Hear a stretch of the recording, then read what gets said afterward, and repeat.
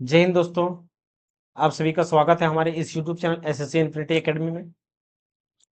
तो जैसा कि दोस्तों एएलपी का हमारा एग्जाम क्या है, आप सभी का डेट दे दिया गया है। 25 नवंबर से एग्जाम है एएलपी का। तो दोस्तों एएलपी के लिए दोस्तों जो है उसमें फिजिक्स और केमिस्ट्री यानी कि साइंस का दोस्तों वेटेज इसमें ज्यादा होता है।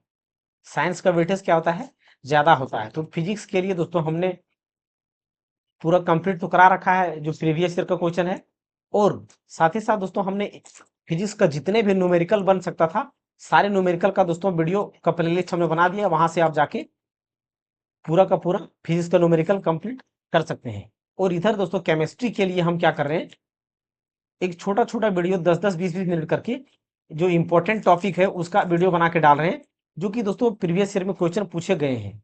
और ये क्या है दोस्तों, ये जो वीडियो हमारा होगा वो जीके के लिए होगा, और स्पेशली दोस्तों एनटीपीसी के लिए होगा। ये क्या होगा, एनटीपीसी के लिए स्पेशली होगा, और आने वाले जो ग्रुप डी है उसके लिए है। बाकी दोस्तों ये जो एलपी के लिए भी दोस्तों इंपॉर्टेंट है, क्योंकि एलपी में ज्यादा जीके का क्वेश्चन नहीं पूछा जाता है। तो चलिए दोस्तों क्वेश्चन को शुरू करते हैं। तो पिछले क्लास में दोस्तों हम लोगों ने जो प्राचीन इतिहास था उसे हम लोगों ने कंप्लीट कर लिया था। अब हम यहाँ पे मध्यकालीन इतिहास या तो मेडिवल हिस्ट्री का क्वेश्चन देखेंगे, और इनसे दोस्तों कंसेप्ट जो भी होगा, सारे कंसेप्ट या थ्योरी भी दोस्तों हम लोग देखते चलेंगे। जो इंपॉर्टेंट थ्योरी होगा दोस्तों क्वेश्चन के अनुसार देखते चलेंगे।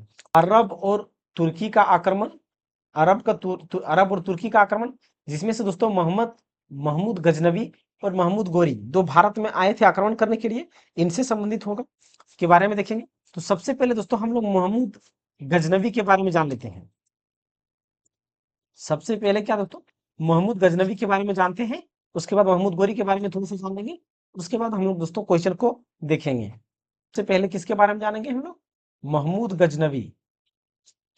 महमूद महमूद गजनवी के बारे में जानेंगे। तो महमूद अगर गजनवी की बात करें तो इसका शासन काल जो था वो कब से कब था, तो 998 से लेकर के, इसका शासन काल कब से था, 998 से लेकर के 1030 एडी तक था। एडी का मतलब क्या दोस्तों, ईसा पूर्व।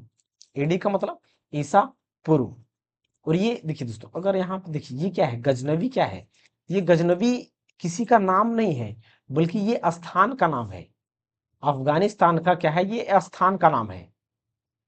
जो अफगानिस्तान है वहां का स्थान का या जगह का नाम है, तो वहीं से इसका नाम महमूद गजनवी पड़ा है। वहीं से क्या है, इसका महमूद गजनवी नाम पड़ा है। और इसका कार्यकाल हमने क्या देखा, 998 से लेकर के 1030 एडी तक इसका कार्यकाल था। अब इसकी बात करें दोस्तों, तो इसने जो आक्रमण किया है, कितनी बार आक्रमण किया है भारत में, इन्होंने आक्रमण जो किया है भारत में, तो कितना बार किया है आक्रमण। तो सबसे पहले दोस्तों इन्होंने 1001 से लेकर के 1027 एडी तक, 1027 एडी तक लगातार 17 बार आक्रमण किया है। कितना बार, 17 बार लगातार आक्रमण इन्होंने किया है। लगातार कितने बार, 17 बार आक्रमण इन्होंने किया है। तो इनमें से दोस्तों इंपॉर्टेंट आक्रमण की बात करें तो सबसे पहला आक्रमण दोस्तों इंपॉर्टेंट की बात करें तो 1001 में कहां पे किया था, पंजाब में आक्रमण किया था। कहां पे, पंजाब में आक्रमण किया था। पंजाब में आक्रमण किया था, पंजाब में आक्रमण किया था। और और उसके बाद बात करें दोस्तों इंपॉर्टेंट में, तो 1005 में इन्होंने भाटिया पर आक्रमण किया था। भाटिया आक्रमण किया था, भाटिया आक्रमण किया था, भाटिया आक्रमण। और आक्रमण को इंग्लिश की बात करें दोस्तों तो इसको क्या बोलते हैं हम, इन्वेजन बोलते हैं, मतलब आक्रमण, इन्वेजन।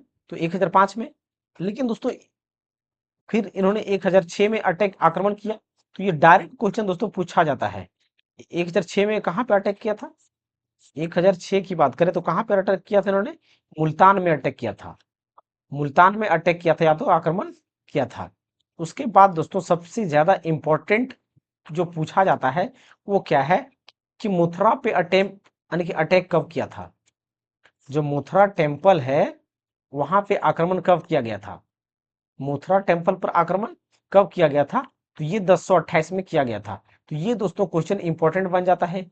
और इसके साथ साथ एक क्वेश्चन और इंपॉर्टेंट बन जाता है, 1025 1025 कि सोमनाथ मंदिर पर आक्रमण कब किया था?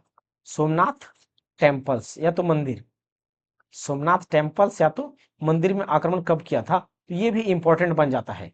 इसके साथ साथ दोस्तों इन्होंने लगातार 17 बार आक्रमण किया।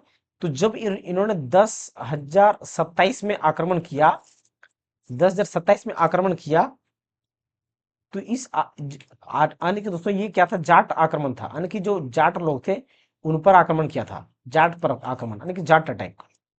इसको हम जाट के अगेंस्ट अटैक किया था, मतलब जाट के अगेंस्ट अटैक किया था। उसके बाद जाट के अगेंस्ट में अटैक करने के टाइम पे महमूद गजनवी को इतना मारा कि उसको वो वापिस जब गया तो उसका 1030 एडी में क्या हो गया? इसका मृत्यु हो गया। 1030 एडी में क्या हो गया? इसका मृत्यु हो गया। इसका क्या हो गया? मृत्यु हो गया। तो ये क्या था दोस्तों? महमूद गजनवी के बारे में पूरा का पूरा हिस्ट्री यहाँ पे निकल करके ये आता है।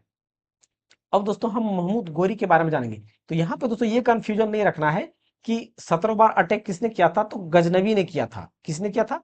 गजनवी ने किया था। तो अधिकतर स्टूडेंट लोग गड़बड़ा जाते हैं कि गजनवी और गौरी कौन अटैक किया था। तो 17 बार अगर अटैक करने की बात करें तो गजनवी ने किया था, गौरी ने नहीं। गौरी ने नहीं। तो अब यहाँ पे दोस्तों थोड़ा सा हम क्या करेंगे, महमूद गोरी के बारे में भी जान लेते हैं। महमूद गोरी, महमूद गोरी। फिर उसी प्रकार दोस्तों वहां पे गजनवी क्या था? स्थान का नाम था। उसी प्रकार दोस्तों ये गौरी भी क्या है? एक यानी कि अफगानिस्तान का स्थान का ही नाम है। अफगानिस्तान का यानी कि पहले दोस्तों अफगान या ईरान से ही आक्रमण किया जाता था भारत में, विशेष करके लूटने के लिए, क्योंकि भारत में इतना संपदा था, सोना चांदी हीरे मोती, तो लूटने के मकसद से अटैक या आक्रमण किया जाता था। ये महमूद गोरी दोस्तों स्थान कहाँ का? ये अफगानिस्तान का, अफगानिस्तान का था। अब देखिए दोस्तों अगर महमूद गोरी की बात करें तो इसका जो इंपॉर्टेंट युद्ध था यानी कि किसके किसके बीच में हुआ था, तो ये पूछा जाता था, पूछा जाता है। तो 1175 में बैटल ऑफ मुल्तान यानी कि मुल्तान का युद्ध गौरी के द्वारा भी किया गया था, यानी गजनवी के द्वारा भी किया गया था और गौरी के द्वारा भी किया गया है। Battle of Multan, battle of Multan. और बैटल ऑफ मुल्तान में दोस्तों कौन कौन किसके किसके बीच में हुआ था? गौरी और मूलराज द्वितीय के बीच में हुआ था। किसके बीच में? गौरी वर्सेस, गौरी वर्सेस किसके बीच में दोस्तों? मूलराज द्वितीय, मूलराज मूलराज द्वितीय के बीच में हुआ था। इनमें से दोस्तों इनमें से दोस्तों ये हार गया था। हारा कौन था? मूलराज द्वितीय हारा था और जीता कौन था? गौरी जीता था, गौरी जीता था। अब दोस्तों हम 1178 की बात करें तो 1178 में कौन सा युद्ध हुआ था? 1178 में माउंट आबू का युद्ध हुआ था। माउंट आबू का युद्ध हुआ था। माउंट आबू का युद्ध हुआ था। माउंट आबू का युद्ध हुआ था 1178 में। किसके किसके बीच में हुआ था दोस्तों? तो ये किसके किसके बीच में हुआ था? भीमदेव द्वितीय और गौरी के बीच में हुआ था। भीमदेव द्वितीय वर्सेस गौरी, वर्सेस गौरी। अब इसमें कौन जीता था? तो इसमें जीतने वाला कौन था दोस्तों? भीमदेव द्वितीय जीता, भीमदेव द्वितीय जीता और गौरी इसमें क्या था? हारा था, गौरी इसमें हारा था। अब इसके अन्य युद्ध की बात करें दोस्तों तो 1191 में हुआ था। किसके किसके बीच हुआ था? तो पृथ्वीराज चौहान यानी कि तराइन का युद्ध हुआ था। पहला युद्ध यानी कि 1191 में कौन सा युद्ध? तराइन का युद्ध हुआ था। तराइन, तराइन का युद्ध, तराइन का युद्ध। तराइन का युद्ध किसके किसके बीच में हुआ था दोस्तों? तो तराइन का युद्ध की बात करें तो किसके किसके बीच में हुआ था? तो ये पृथ्वीराज चौहान के बीच में हुआ था। पृथ्वीराज चौहान, पृथ्वीराज चौहान वर्सेस गौरी के बीच हुआ था, वर्सेस गौरी के बीच। तो इसमें जीता कौन था? जीता कौन? पृथ्वीराज चौहान जीता। और हारा कौन? तो गौरी हारा होगा, गौरी हारा होगा। अब दोस्तों अगर हम एक इसकी बात की बात करें तो 1192 में एक युद्ध फिर से हुआ, तराइन द्वितीय का युद्ध। तराइन का प्रथम युद्ध, तराइन का क्या था? ये प्रथम युद्ध था। तराइन का ये प्रथम युद्ध था। अब तराइन का द्वितीय युद्ध भी हुआ था। तराइन का युद्ध द्वितीय यानी कि तराइन का युद्ध जो हुआ ना दोबारा हुआ था, द्वितीय युद्ध भी हुआ था। फिर उसी के बीच में हुआ था। किसके बीच में हुआ था? पृथ्वीराज चौहान और गौरी के बीच में ही हुआ था। Prithviraj Chauhan versus Ghori, versus Ghori. इसमें अब क्या हुआ दोस्तों, पृथ्वीराज चौहान हारा और गौरी क्या था? जीता था। गौरी जीता था। गौरी जीता था। तो ये क्या है दोस्तों, ये इंपॉर्टेंट हो जाता है क्वेश्चन। ये क्या है? इंपॉर्टेंट, यानी कि जो महमूद गौरी के बारे में इंपॉर्टेंट जो टर्म होता है वो इतना ही आता है और इतना ही पूछे जाते हैं। तो अब हम दोस्तों क्वेश्चन की ओर चलते हैं और क्वेश्चन को देखते हैं। तो चलिए दोस्तों, सबसे पहला क्वेश्चन क्या है आज का, नीचे दिए गए शासकों का सही कालानुक्रम क्या है? सही कालानुक्रम। सही कालानुक्रम का मतलब क्या है दोस्तों, कि सबसे पहले कौन आया था? सबसे पहले कौन आया था उस, तो देखिए दोस्तों, हमने अभी क्या देखा कि जो गजनवी था, गजनवी की बात करें तो गजनवी कब से आया था? तो 998 से लेकर के 1030 एडी में आया था। फिर गौरी के बारे में हम लोगों ने क्या देखा कि गौरी कब से आया था? तो गौरी की बात करें दोस्तों तो ये 1173 से लेकर के 1100 सॉरी 1206 तक इसका कार्यकाल था, एडी तक, 1206 एडी तक। मोहम्मद गौरी दो के बारे में हम लोगों ने देखा दोस्तों। अब रह गया यहाँ पे तैमूर और चंगेज खान। तो तैमूर की बात करें दोस्तों तो तैमूर कब आया था? तो तैमूर, तैमूर की बात करें दोस्तों तो तैमूर कब शासन किया था? तो 1370 से लेकर के 1405 के बीच इन्होंने शासन किया था। ये सारा का सारा क्या है? एडी। एडी का मतलब क्या दोस्तों? ईसवी, यानी कि ईसवी। अब एक हमारा क्या बच गया ऑप्शन के अनुसार? चंगेज खान। चंगेज खान। चंगेज खान।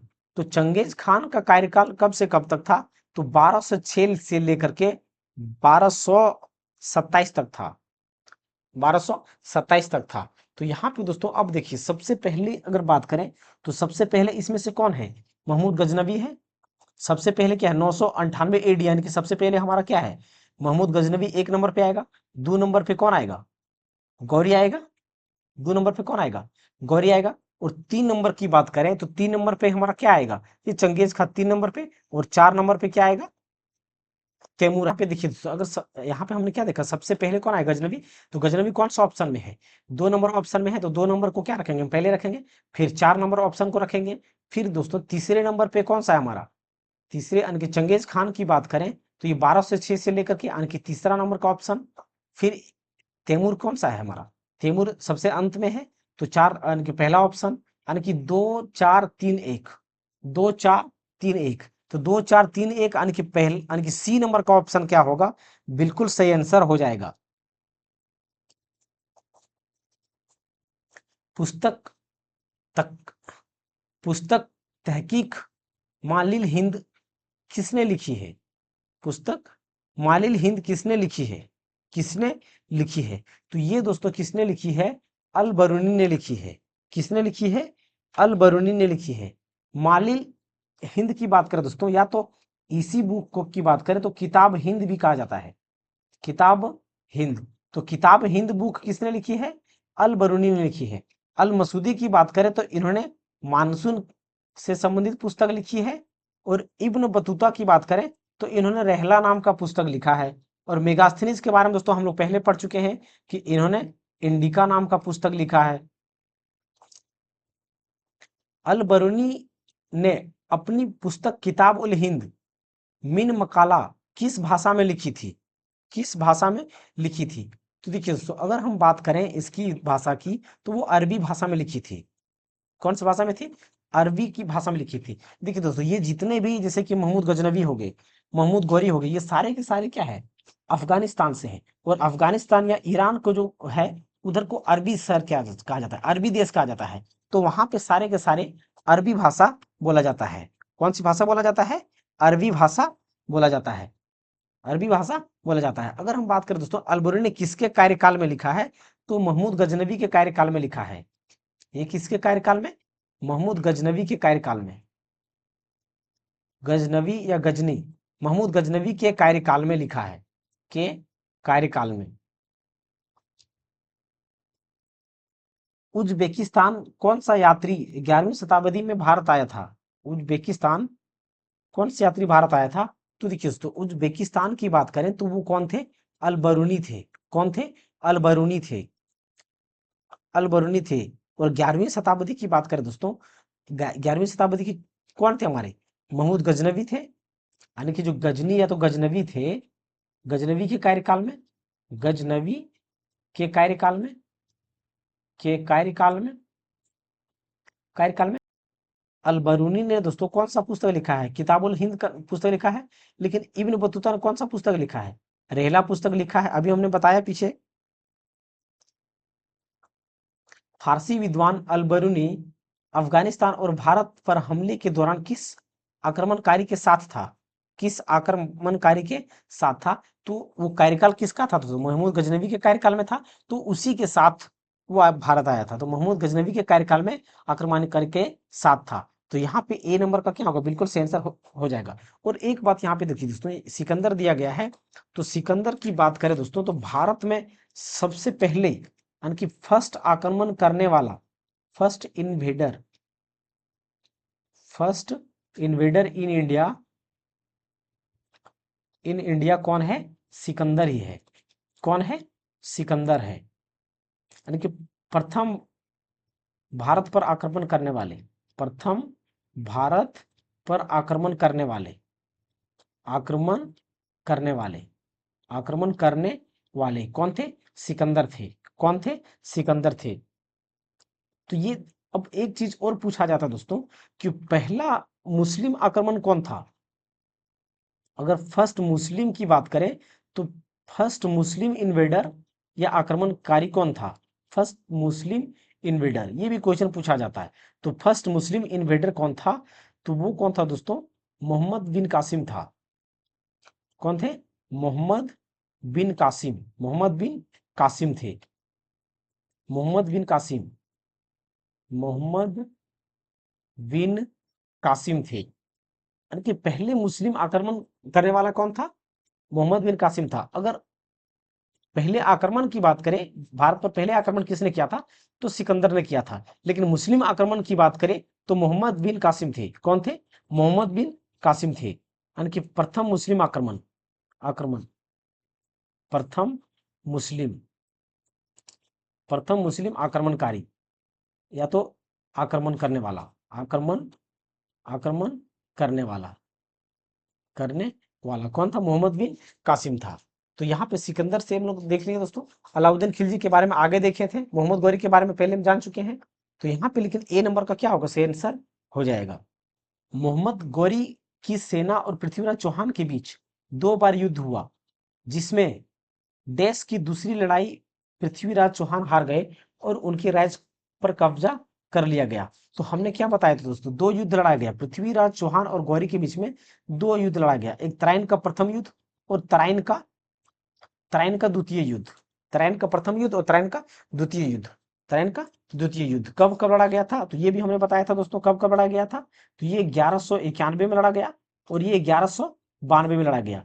तो पृथ्वीराज चौहान की बात करें, पृथ्वीराज चौहान, पृथ्वीराज चौहान वर्सेस किसके बीच में? गौरी के बीच में लड़ा गया था। तो इसमें कौन जीता था? 1191 में पृथ्वीराज चौहान जीता था और ये गौरी क्या था? हारा था। लेकिन इसमें क्या हुआ? पृथ्वीराज चौहान 1192 में पृथ्वीराज चौहान हारा और जीता कौन था?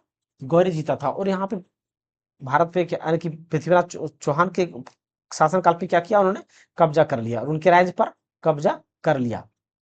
तो यहाँ पे दोस्तों कौन सा युद्ध हुआ है? 2 बार तराइन का युद्ध हुआ है पृथ्वीराज चौहान और गौरी के बीच में। तो तराइन का युद्ध यानी कि डी नंबर का क्या होगा? बिल्कुल सही आंसर हो जाएगा। बिल्कुल सही आंसर हो जाएगा। यहाँ से दोस्तों हम क्या देखेंगे? दिल्ली सल्तनत के बारे में देखेंगे। दिल्ली सल्तनत से संबंधित क्वेश्चन को देखेंगे। सबसे पहले दोस्तों हम यहाँ पे दिल्ली सल्तनत के बारे में थोड़ा सा बताएंगे, उसके बाद क्वेश्चन के अनुसार ही उसके हिस्ट्री को हम जानते चलेंगे। तो दिल्ली सल्तनत, दिल्ली सल्तनत, सल दिल्ली सल्तनत के बारे में थोड़ा सा देखेंगे। दिल्ली सल्तनत, दिल्ली सल्तनत। तो देखिए दोस्तों, दिल्ली सल्तनत की बात करें तो यहाँ पे जो भाषाएं बोली जाती थी, सारी की सारी भाषा फारसी भाषा बोली जाती थी। फारसी भाषा बोली जाती थी। तो ये सबसे पहले याद रखना है कि दिल्ली सल्तनत में कौन सी भाषा बोली जाती थी, तो फारसी भाषा बोली जाती थी।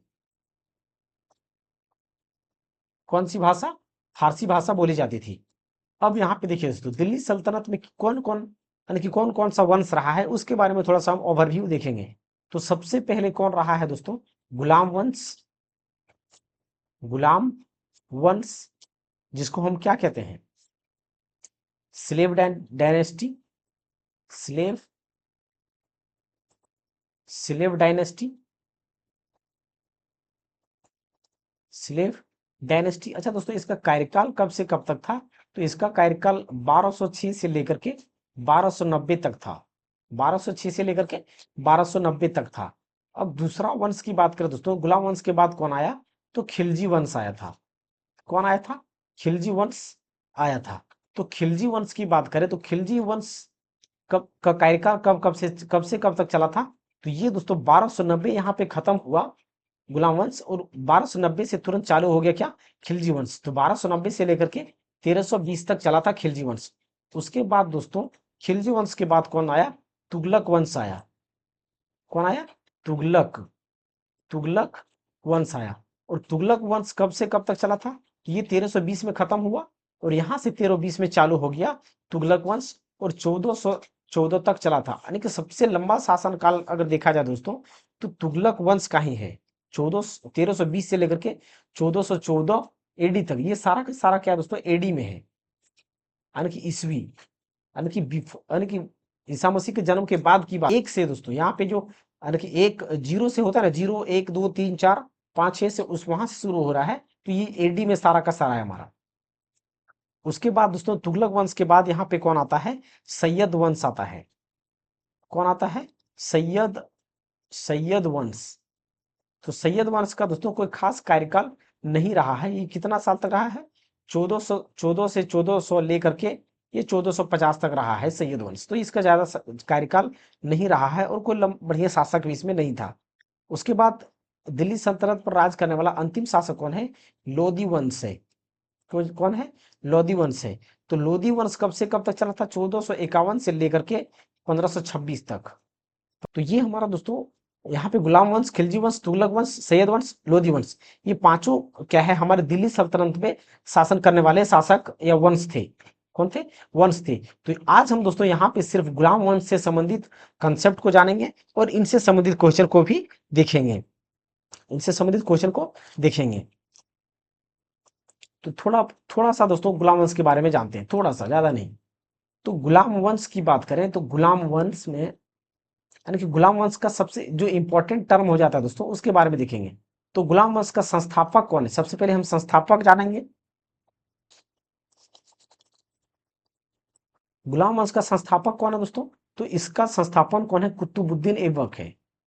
कुतुबुद्दीन कुतुबुद्दीन कुतुबुद्दीन कुतुबुद्दीन ऐबक। कुतुबुद्दीन ऐबक है। और सिर्फ कुतुबुद्दीन ऐबक की बात करें तो 1206 से लेकर के 1210 तक, यानी कि 4 से 5 साल तक इन्होंने शासन किया।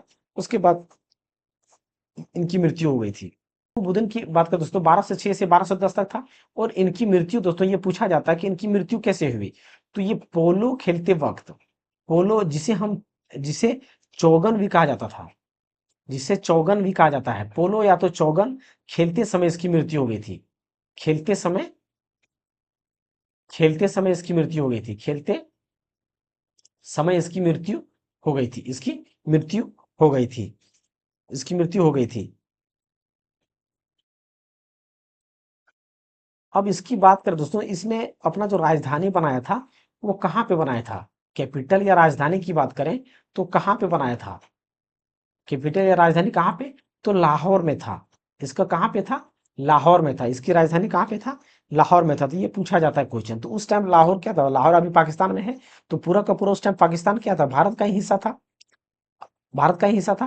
तो लाहौर में इसका राजधानी था। राजधानी कहाँ पे था? लाहौर में था। अब इसकी कुछ इंपॉर्टेंट बात करें दोस्तों, तो इन्होंने बनाया क्या था?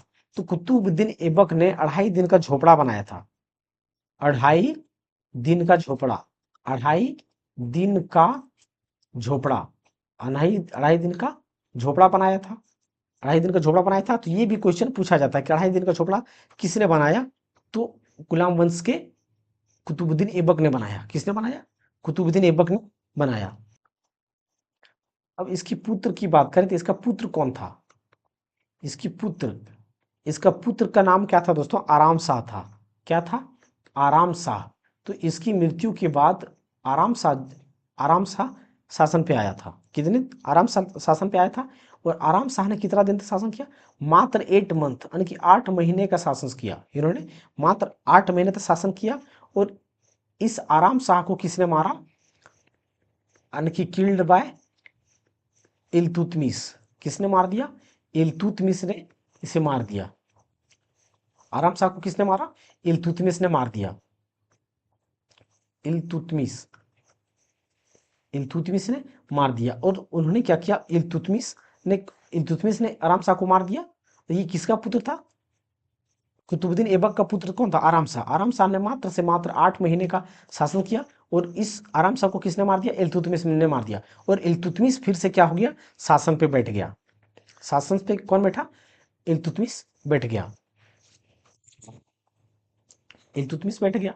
अब दोस्तों थोड़ा इल्तुतमिश के बारे में भी क्वेश्चन पूछा जाता है। तो जब क्वेश्चन को देखेंगे तब हम दोस्तों इल्तुतमिश के बारे में जानेंगे। तो यहाँ पे हम क्वेश्चन को देखते हैं। क्वेश्चन क्या है दोस्तों? सुल्तान इल्तुतमिश की पुत्री रजिया सुल्तान निम्नलिखित में से किस वर्ष में सुल्तान बनी? तो यहाँ पे दोस्तों इल्तुतमिश के बारे में सबसे पहले क्वेश्चन पूछ दिया है। तो इल्तुतमिश के बारे में भी थोड़ा सा हम लोग जान लेते हैं। तो इल्तुतमिश के बारे में सबसे पहला क्वेश्चन दोस्तों, तो इल्तुतमिश के बारे में ही थोड़ा सा हम लोग जान लेते हैं। इल्तुतमिश इल्तुतमिश के बारे में। अब इल्तुतमिश की बात करें दोस्तों, इल्तुतमिश ने किसको मारा था? आराम शाह को मारा था। और आराम शाह को मारने के बाद ये खुद शासन पे बैठ गया।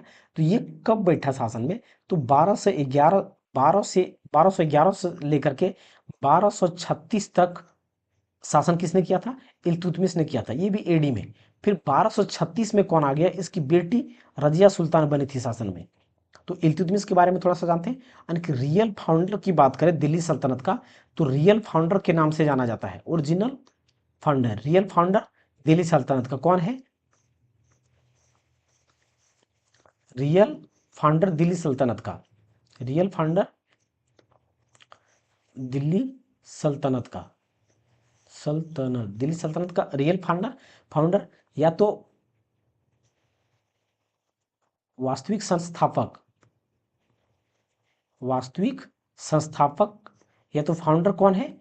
इल्तुतमिश है। दिल्ली सल्तनत का वास्तविक संस्थापक इल्तुतमिश है। ये क्वेश्चन दोस्तों पूछा जाता है, तो इसको याद रखिएगा। और इन्होंने क्या किया दोस्तों? इन्होंने पहले कैपिटल कहाँ पे था? लाहौर में था। इन्होंने कैपिटल को कहाँ पे शिफ्ट कर दिया? दिल्ली में शिफ्ट कर दिया। इल्तुतमिश ने कैपिटल को कहाँ पे शिफ्ट कर दिया? दिल्ली में शिफ्ट कर दिया। दिल्ली में शिफ्ट कर दिया। और इन्होंने दोस्तों एक इंपॉर्टेंट काम किया था, चालीसा का निर्माण कर किया था। चालीसा चालीसा क्या था दोस्तों? ये 40 लोगों का समूह था। चालीसा क्या था? 40 लोगों का समूह था, जिससे वो हर एक क्षेत्र पे नजर रख सकते थे। तो इसीलिए 40 लोगों का उन्होंने समूह किया कि जो अगर मेरे खिलाफ आए उसे मार दिया जाए। तो ये इन्होंने 40 लोगों का चालीसा गठन किया था, जिसे क्या कहते हैं? चहलगनी भी कहते हैं। चालीसा या तो चहलगनी भी कहा जाता है। तो लिख लीजिएगा चहलगनी। चहलगनी या तो चालीसा का गठन किया था। चहलगनी या तो चालीसा का 40 लोगों का समूह। अब देखिए दोस्तों, अगर इसकी यहाँ पे बात करें तो इन्होंने दो सिक्के चलवाए थे। इन्होंने दो सिक्का चलवाया था। इन्होंने दो सिक्के चलवाए थे, दो सिक्के चलवाए थे। और दो सिक्कों में से दोस्तों कौन कौन था? पहला क्या था? टंका था, जो क्या था? चांदी का था। टंका था, जो क्या था? चांदी का था, पहला। और दूसरा क्या था? जी जीतल था। दूसरा क्या था? जीतल था, जो कॉपर का था। जो क्या था? कॉपर का था। पहला टंका चलवाया जो क्या था? चांदी का था। और दूसरा जीतल का था, जो कॉपर था। ये दोनों सिक्के चलवाए किसने? इल्तुतमिश ने चलवाए थे। इल्तुतमिश ने चलाए थे। अब दोस्तों अगर इसकी बेटी की बात करें तो इसकी बेटी कौन थी? रजिया सुल्तान थी।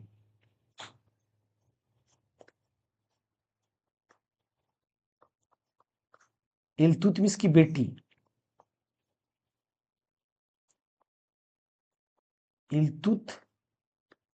इल्तुतमिश की बेटी कौन थी? इल्तुतमिश की बेटी रजिया सुल्तान। कौन थी? रजिया सुल्तान थी। रजिया सुल्तान थी। इल्तुतमिश की बेटी कौन थी? रजिया सुल्तान थी। तो 1236 में दोस्तों क्या हुआ था? इल्तुतमिश की क्या हो गई थी? मृत्यु। तो 1236 में जब इल्तुतमिश की मृत्यु हो गई, 1236 में इसकी मृत्यु हो गई, तो 1236 में रजिया सुल्तान क्या बनी? शासिका बनी दिल्ली का। दिल्ली का शासिका रजिया सुल्तान बनी, और ये पहली महिला शासक थी। पहली महिला शासक। पहली महिला शासक रजिया सुल्तान पहली महिला शासक बनी। पहली महिला शासक बनी। पहली महिला शासक बनी 1236 में। और ये भी दोस्तों ज्यादा दिन तक नहीं चल पाई। 1240 में इसकी हत्या कर दी गई। 1240 में इसकी हत्या कर दी गई, तो ये 1240 तक रही थी। तो 1236 में इल्तुतमिश की बेटी रजिया सुल्तान दिल्ली की शासिका बनी, और पहली महिला शासिका थी। शासक थी या शासिका थी। तो 1236 में शासिका बनी, और 1240 में इसकी क्या हुआ? मृत्यु हो गई। 1240 में इसकी मृत्यु नहीं दोस्तों, हत्या कर दिया गया। इसकी क्या? हत्या कर दिया गया। और किसने हत्या किया गया, इसके बारे में कोई जिक्र नहीं किया गया है। तो सुल्तान इल्तुतमिश की पुत्री रजिया सुल्तान निम्नलिखित में से किस वर्ष में सुल्तान बनी थी? किस वर्ष में सुल्तान बनी? तो हमने क्या बताया दोस्तों कि 1236 में क्या हुआ? इल्तुतमिश की मृत्यु हो गई। तो उसकी मृत्यु के बाद रजिया सुल्तान शासिका बनी। तो कब बनी? 1236 में बनी। तो यहाँ पे सी नंबर का क्या होगा? सही आंसर हो जाएगा।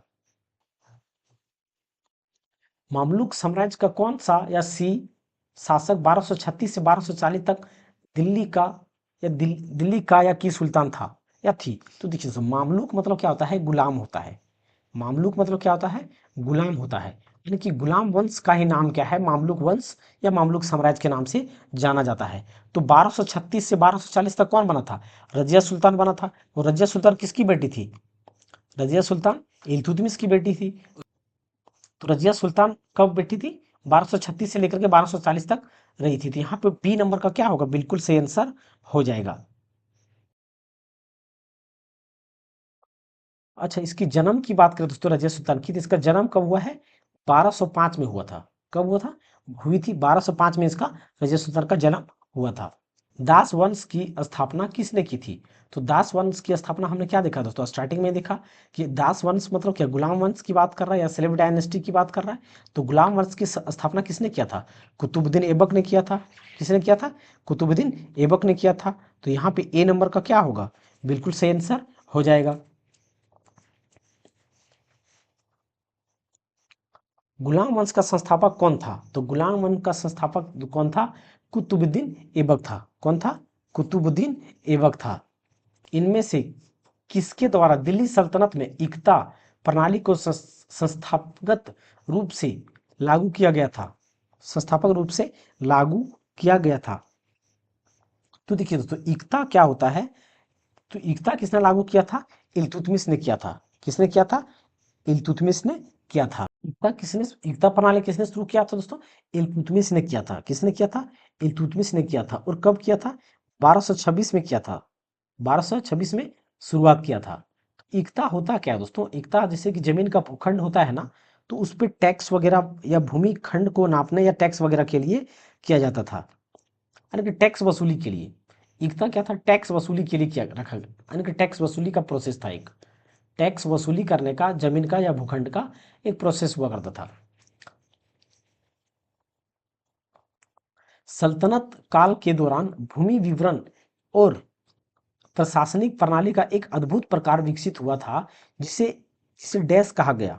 जिसे डैश कहा गया। तो अभी दोस्तों हमने पिछले क्वेश्चन में क्या देखा कि क्या शुरू किया गया था?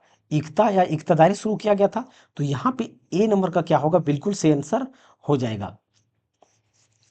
अमीर अल ख्याल एक अरबी उपाधि है जिसका अनुवाद सामान्यतः कमांडर ऑफ द फैथफुल या लीडर ऑफ द फैथफुल के रूप में किया जाता है। निम्नलिखित में से किसे यह उपाधि प्रदान की गई थी? किसे यह उपाधि प्रदान की गई थी?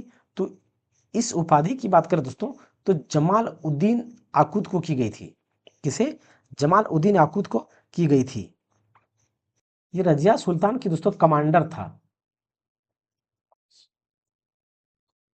ये रजिया सुल्तान की क्या था, कमांडर था। रजिया सुल्तान का कमांडर था। कौन था? सल्तनत शासक गयासुद्दीन बलबन ने किस अवधि के दौरान दिल्ली पर कब्जा कर यहाँ शासन किया था? शासन किया था। तो देखिए दोस्तों, अब यहाँ पे हमारा नया टॉपिक आ जाता है गयासुद्दीन बलबन, यानी कि रजिया सुल्तान के बाद कौन आता है? गयासुद्दीन बलबन आता है। क्या आता है? गयासुद्दीन बलबन आता है। देखिए तो अब गयासुद्दीन बलबन की बात करें तो इसका यहाँ पे दोस्तों थोड़ा सा लिख देता हूं मैं। गयासुद्दीन बलबन, गयासुद्दीन बलबन का दोस्तों कार्यकाल लगभग कब से 1265 से 1287 के आसपास चलता है। 1265 से 1287, कभी कभी ये 1266 भी दिया जाता है। तो 1265 या 66 से लेकर के 1287 के आसपास में इसका शासन काल रहा था। तो गयासुद्दीन बलबन की बात करें दोस्तों तो इन्होंने जितने भी चहलगनी का किसने स्थापना किया था? इल्तुतमिश ने चहलगनी का स्थापना किया था। तो उस चहलगनी का सबसे पहले इन्होंने क्या किया? खात्मा करवा दिया, यानी कि मरवा दिया। चहलगनी को क्या किया? चहलगनी को मरवाया। सबसे पहले क्या किया? गयासुद्दीन बलबन ने चहलगनी को मरवा दिया। जितने भी चहलगनी था, 40 लोगों का जो ग्रुप था, उसको मरवा दिया। और इन्होंने दोस्तों जो पारसी धर्म का नवरोज फेस्टिवल या उत्सव होता है, तो नवरोज कल्चर या तो नवरोज परंपरा को क्या किया इन्होंने? परंपरा, नवरोज परंपरा को क्या किया इन्होंने? जो एक क्या है, पर्शियन कल्चर है, पर्शियन कल्चर था। नवरोज परंपरा या तो पर्शियन कल्चर है, उसे इन्होंने अपने में यानी कि अपने दरबार में या अपने क्षेत्र में लागू कर दिया। नवरोज परंपरा या कल्चर को लागू किया। लागू लागू किया, इन्होंने लागू किया। तो देखिए दोस्तों, अगर गयासुद्दीन बलबन की बात करें तो इसी के कार्यकाल में जो मंगोल थे ना, जो मंगोल थे, मंगोल आक्रमण के कारण गयासुद्दीन, यानी कि जो मंगोल के आक्रमण के कारण ही दोस्तों गुलाम वंश का क्या होता है? अंत हो जाता है। मंगोल के आक्रमण के कारण गुलाम वंश का अंत हो जाता है। और इसी में क्या हुआ था? मंगोल का आक्रमण हुआ और उसी टाइम गया, यानी कि जितने भी दिल्ली सल्तनत में गुलाम वंश था वो समाप्त हो जाता है। उसके बाद खिलजी वंश का, उसके बाद क्या होता है? खिलजी वंश का दोस्तों यहाँ पे मतलब गठन, दिल्ली में खिलजी वंश पर शासन होता है। और एक इंपॉर्टेंट बात दोस्तों, इसी गयासुद्दीन बलबन के दरबार में ही एक महत्वपूर्ण कवि रहा करते थे, अमीर खुसरो। अमीर खुसरो, तो ये भी पूछा जाता है कि अमीर खुसरो किसके दरबार में थे? तो गयासुद्दीन बलबन के दरबार में अमीर खुसरो थे। गयासुद्दीन के दरबार में अमीर खुसरो थे। और ये पारसी धर्म, और हमने पहले क्या बताया दोस्तों, ये सारी का सारी पारसी भाषा का इस्तेमाल करते थे। अब हम दोस्तों क्वेश्चन को देखते हैं। सल्तनत शासक गयासुद्दीन बलबन ने किस अवधि के दौरान दिल्ली पर कब्जा कर यहाँ शासन किया? तो हमने क्या बताया, तो 1265 या तो 66। तो यहाँ पे 1265 या तो 66, यानी कि सी नंबर का क्या होगा? बिल्कुल सही आंसर हो जाएगा। इनमें से किसकी मृत्यु चौगान खेलने के दौरान हुई थी? तो देखिए दोस्तों, हमने क्या बताया, चौगान या तो पोलो पोलो या चौगन खेलते वक्त किसकी मृत्यु हुई थी? तो खेलते हुए कुतुबुद्दीन ऐबक की मृत्यु हुई थी, जो गुलाम वंश के असली यानी कि संस्थापक थे। यानी कि शुरू में संस्थापक कौन थे गुलाम वंश के? कुतुबुद्दीन ऐबक थे। लेकिन रियल फाउंडर किसे जाना जाता है? इल्तुतमिश को जाना जाता है। तो यहाँ पे ए नंबर का क्या होगा? बिल्कुल सही आंसर हो जाएगा।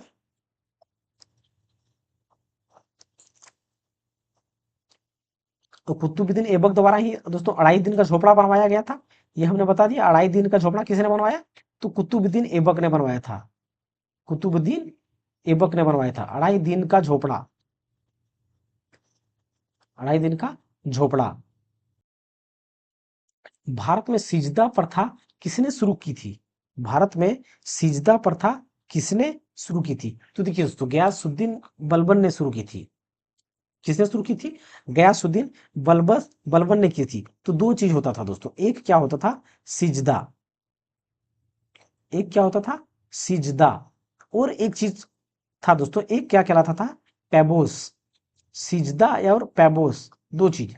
सिजदा मतलब क्या होता है दोस्तों, दंडवत जो प्रणाम होता है ना, दंडवत प्रणाम। तो दंडवत प्रणाम करने की प्रथा चलाया था कि जितने भी उनके यानी कि दरबार में लोग हो गए या उनके जनता होंगे, उनको दंडवत प्रणाम करेंगे। और पैबोस मतलब क्या दोस्तों, पैर या हाथ को चूमना, पैर या तो हाथ को चूमना। तो सारे के सारे दरबारी या तो फिर जितने भी लोग होंगे उनके शासन यानी कि उसके क्षेत्र के, वो सारे के सारे उनके पैर को दंडवत प्रणाम करेंगे सबसे पहले, उसके बाद पैर या हाथ को चूमेंगे। तो ये शासक, ये शुरू किया था किसने, गयासुद्दीन बलबन ने शुरू किए थे। सजदा, सिजदा और पैबोस, तो ये किसने शुरू किया था, गयासुद्दीन बलबन ने शुरू की थी। डैश ने नौरोज नामक प्रसिद्ध फारसी त्योहार की शुरुआत की, प्रसिद्ध त्योहार की शुरुआत की। तो अभी हमने क्या बताया दोस्तों कि नौरोज फेस्टिवल जो शुरुआत किया था, किसने शुरुआत किया था, गयासुद्दीन बलबन ने शुरू किया था, अभी पीछे हमने बताया। तो यहाँ पे बी नंबर का क्या होगा, सही आंसर हो जाएगा। निम्नलिखित में से दिल्ली सल्तनत की सही क्रम क्या है, दिल्ली सल्तनत का सही क्रम क्या है। तो सबसे पहले क्या था दोस्तों, गुलाम वंश था। तो गुलाम वंश तो था, तो यहाँ पे तुगलक वंश पहले आएगा नहीं, तो ए ऑप्शन तो हमारा कैंसिल हो गया। तो गुलाम वंश के बाद क्या है, खिलजी वंश है।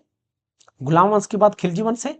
तो यहाँ पे दोस्तों तुगलक ये भी नहीं आएगा। हमने स्टार्टिंग में ही बताया दोस्तों कि हमने स्टार्टिंग में ही क्या बताया था, हमने स्टार्टिंग में ही सबसे पहले बताया कि पहले क्या था, गुलाम वंश। पहले क्या था, गुलाम वंश था।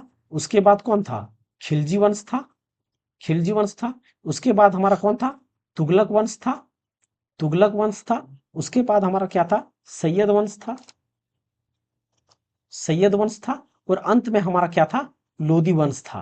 क्या था, लोदी वंश था। तो यहाँ पे सैयद वंश नहीं है, सैयद वंश ऑप्शन में नहीं दिया गया है। तो सबसे पहले गुलाम वंश, तो गुलाम वंश सब में हमारा, सेकंड में हमारा क्या है, खिलजी वंश। तो खिलजी वंश एक ही ऑप्शन में है, बी नंबर ऑप्शन में। तो यहाँ पे बी नंबर का ऑप्शन क्या होगा, बिल्कुल सही आंसर हो जाएगा। इसके सारे कार्यकाल के बारे में दोस्तों हम पहले स्टार्टिंग में ही इसके बारे में बता चुके हैं। देश के बीच की अवधि को दिल्ली सल्तनत की अवधि के रूप में जाना जाता है, अवधि के रूप में जाना जाता है। तो देखिए दोस्तों, दिल्ली सल्तनत की बात करें तो कब से शुरू हुआ है, दिल्ली सल्तनत के बारे में दोस्तों हमने स्टार्टिंग में ही क्या बताया था कि 1206 से लेकर के 1526 तक टोटल शासनकाल किसका है, दिल्ली सल्तनत का है।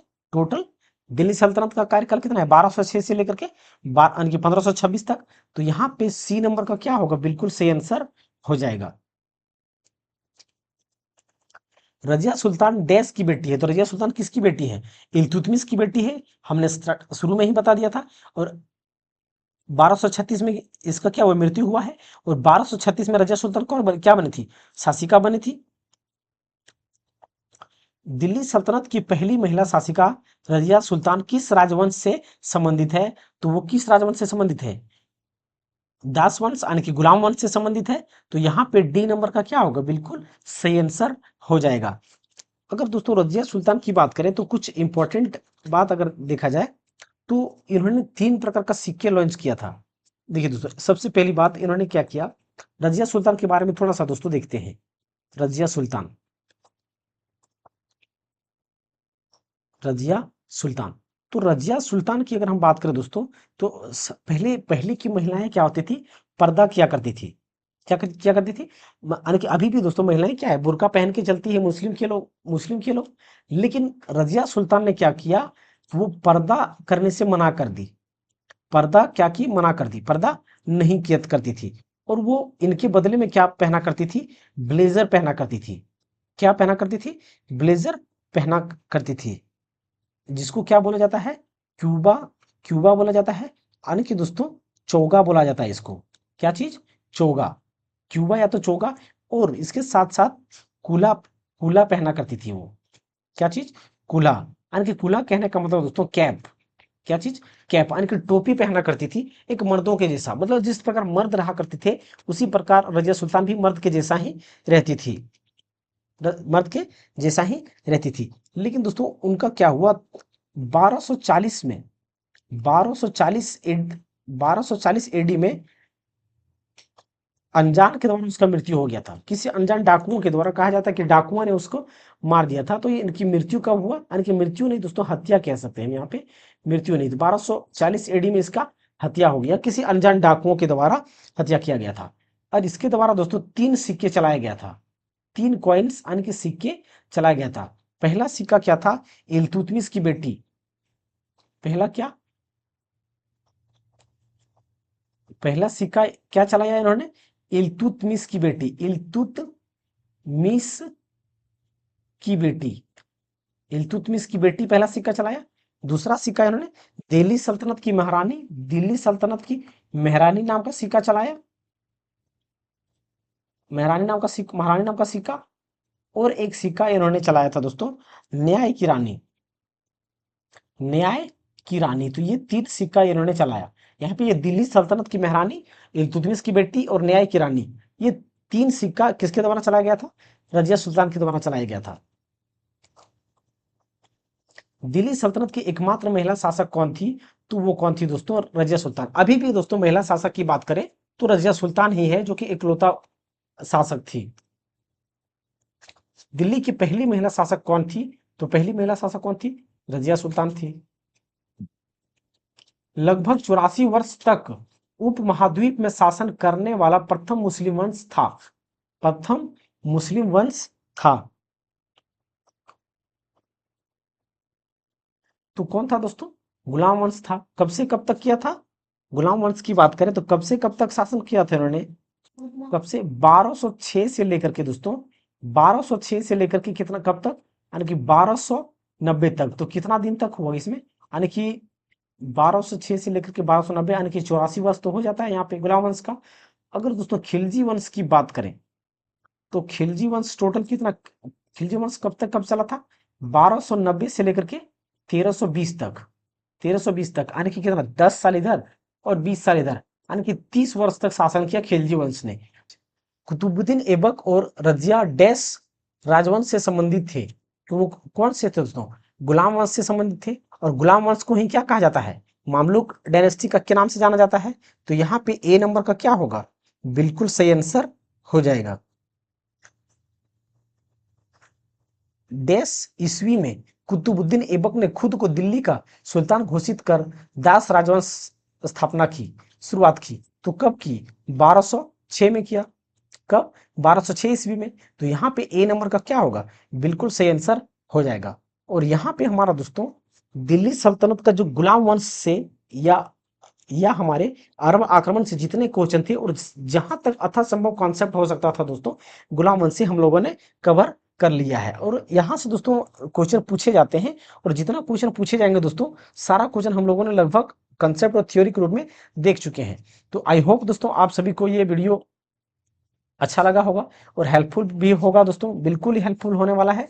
तो अगर दोस्तों आप सभी को ये वीडियो अच्छा लग रहा है तो हमारे इस वीडियो को लाइक करें और चैनल को सब्सक्राइब अवश्य करें दोस्तों, अगर पहली बार आए हैं तो। और अगर आप इसका पीडीएफ डाउनलोड करना चाहते हैं तो आप दोस्तों हमारे टेलीग्राम लिंक पे ज्वाइन करके डाउनलोड कर सकते हैं। डिस्क्रिप्शन में मैं टेलीग्राम का लिंक डाल दूंगा।